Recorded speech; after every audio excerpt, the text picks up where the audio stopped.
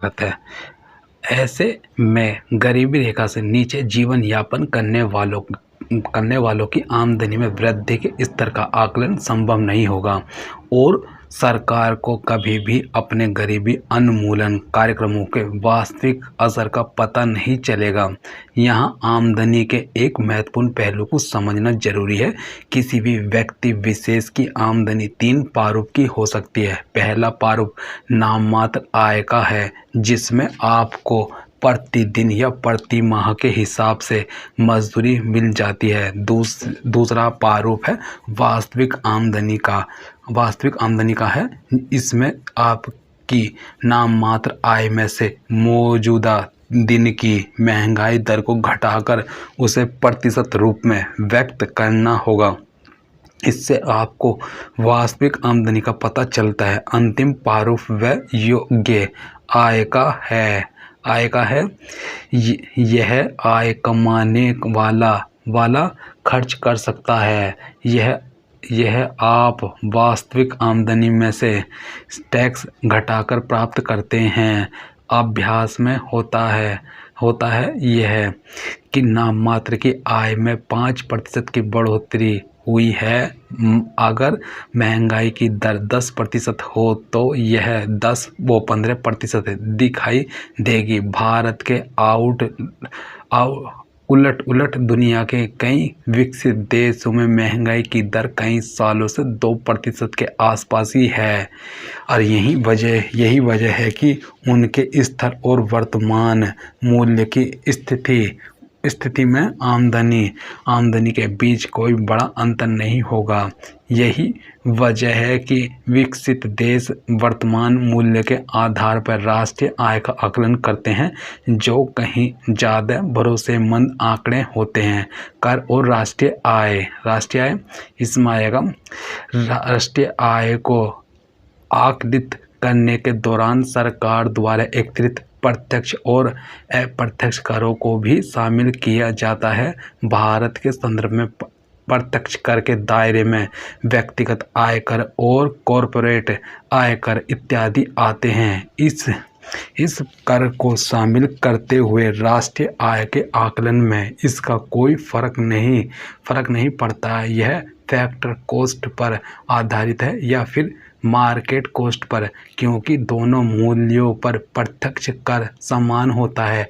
यह कर संबंधित शख्स और संस्था से लिए जाते हैं।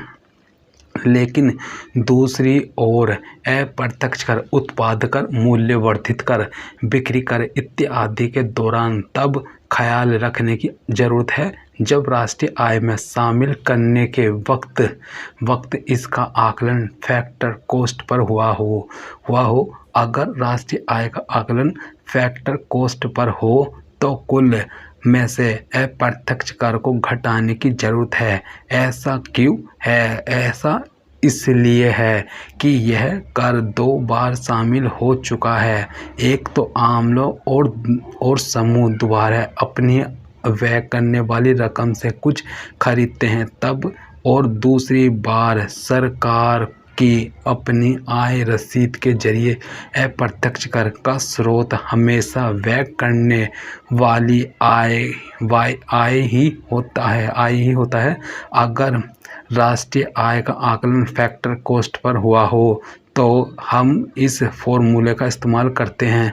फैक्टर कॉस्ट पर नेशनल इनकम बराबर मार्केट कॉस्ट पर NNP माइनस अप्रत्यक्ष कर। अगर नेशनल इनकम यानी राष्ट्रीय आय का आकलन मार्केट कॉस्ट बाजार मूल्य पर हो तो अप्रत्यक्ष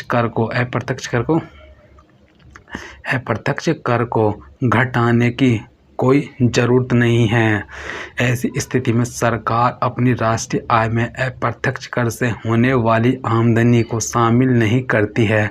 इससे साफ है कि फैक्टर कॉस्ट पर राष्ट्रीय आय का आकलन अप्रत्यक्ष कर से जुड़ा हुआ है। छूट और राष्ट्रीय आय अप्रत्यक्ष कर की तरह ही सरकार को राष्ट्रीय आय आकलित करते वक्त विभिन्न अनुदानों को भी शामिल करना पड़ता है। भारतीय संदर्भ में अनुदान को मार्केट कॉस्ट पर राष्ट्रीय आय में शामिल किया जाता है। मार्केट कॉस्ट पर राष्ट्रीय आय में अनुदान को जोड़कर हमें फैक्टर कॉस्ट पर राष्ट्रीय आय हासिल होता है। ऐसा इसलिए होता है क्योंकि सरकार अनुदान में जो उत्पाद और सेवा मुहैया कराती है वह उनका वास्तविक फैक्टर कॉस्ट नहीं होता। ऐसे में हमारा फॉर्मूला तैयार होता है। इसमें आएगा फैक्टर कॉस्ट पर राष्ट्रीय आय बराबर मार्केट कॉस्ट पर NNP प्लस अनुदान इसमें आएगा अगर राष्ट्रीय आय मार्केट कॉस्ट पर आकलित हो और सरकार ने कोई अनुदान नहीं दिया हो तो इसे एडजस्ट करने की ज़रूरत नहीं होती।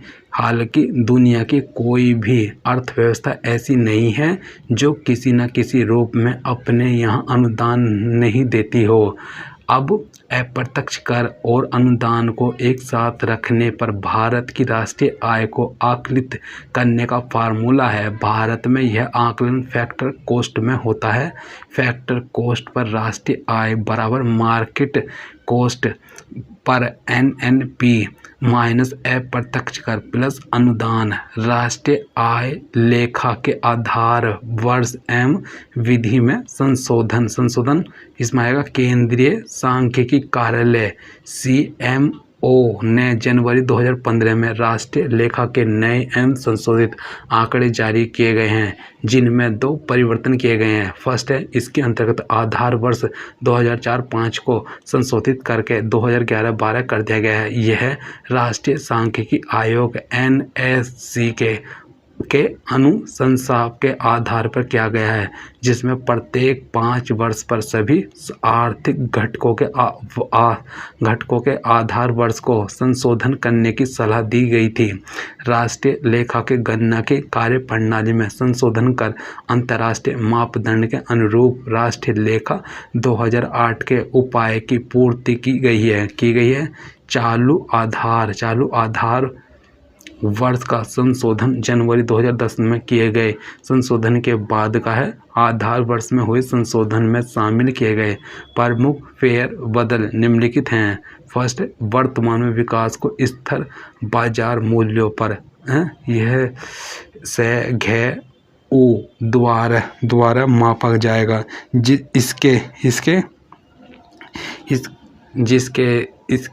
जिसे इसके बाद GDP के रूप में संदर्भित किया जाएगा।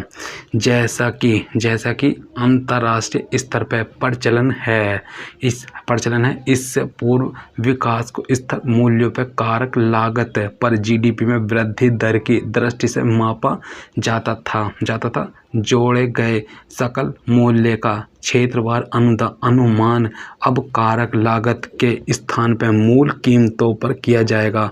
कारक लागत पर GVA, मूल कीमतों पर GVA और GDP बाजार कीमतों पर के बीच संबंध नीचे दिया गया है।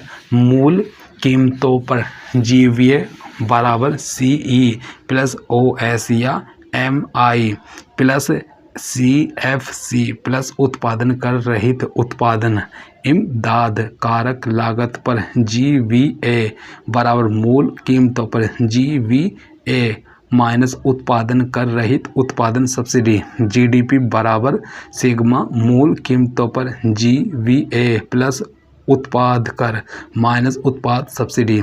जहां CE कर्मचारियों की क्षतिपूर्ति,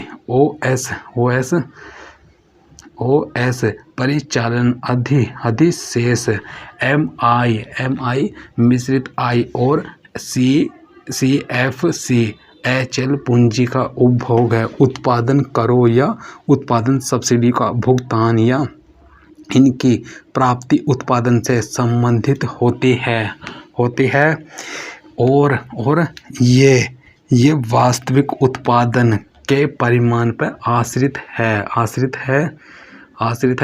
इसमें आ जाएगा नहीं होते। उत्पादन करों के कुछ उदाहरण भू राजस्व, स्टाम्प और पंजीयन शुल्क तथा व्यावसायिक कर है। कुछ उत्पादन सब्सिडी, रेलवे को सब्सिडी, किसानों को वस्तुगत सब्सिडी, गांवों और लघु उद्योगों को सब्सिडी, निगमों या सहकारी समितियों को प्रशासनिक सब्सिडी आदि है। उत्पादन करों या सब्सिडी का भुगतान या इसकी प्राप्ति उत्पाद के प्रति यूनिट पर होती है।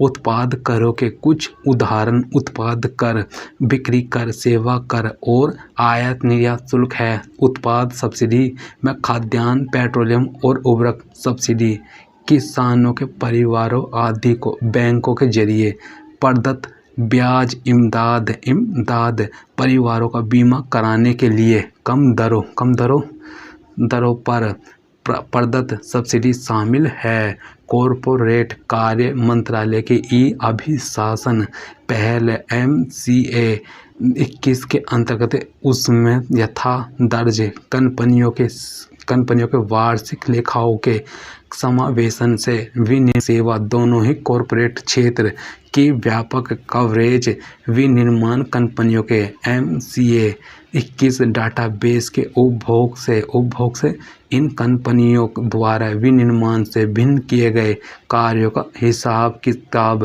रखने में मदद मिली है। भारतीय प्रतिभूति और विनिमय बोर्ड से भी स्टॉक ब्रोकर, स्टॉक एक्सचेंजों, आस्ति प्रबंधन कंपनियों, म्यूचुअल फंड और पेंशन फंडों और पेंशन निधि एवं विनियामक विकास प्राधिकरण PFRDA और बीमा विनियामक एवं विकास प्राधिकरण IRDA सहित विनियामक निकायों के लेखों से सूचना के समावेशन से वित्तीय क्षेत्र को व्यापक सुरक्षा कवरेज, स्थानीय निकायों और स्वायत्त संस्थाओं के कार्यकलापों जिनमें इन संस्थाओं को प्रदत्त लगभग 60% अनुदान अंतरण राशियां शामिल हैं की संदर्भित कवरेज 2017-18 के लिए आय के अनुमान वित्तीय वर्ष 2017-18 के राष्ट्रीय आय से संबंधित प्रमुख आंकड़े निम्न प्रकार आर्थिक सर्वेक्षण 2017-18 वॉल्यूम 2 रहने के अनुमान हैं। जीडीपी स्थायी बाजार मूल्यों पर के 129.85 लाख करोड़ रुपए रहने का अनुमान है, जो 6.5 वृद्धि पर दर्शाता है। वर्ष 2016-17 के 7.1% से कम है। GVA स्थायी बेसिक मूल्यों पर के 118.71 लाख करोड़ रुपए रहने का अनुमान है, जो 6.1% वृद्धि पर दर्शाता है। वर्ष 2016-17 के 6.6% से कम है। प्रति व्यक्ति आय चालू मूल्यों पर के 1,11,782 रुपये रहने का अनुमान है, जो वर्ष 2016-17 के 1,03,219 रुपये से अधिक है।